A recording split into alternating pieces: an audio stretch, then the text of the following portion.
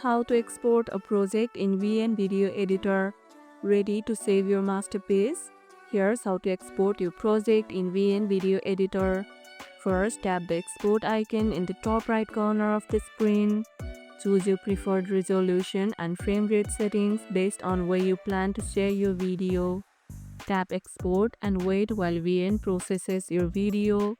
Once done, your video will be saved to your gallery or the selected folder.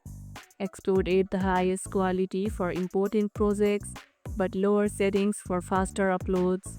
What's your favorite export setting? Let us know in the comments below. And that's how you can export a project in VN Video Editor.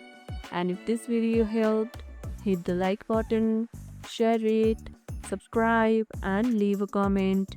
Thanks for watching, and I'll see you in the next one.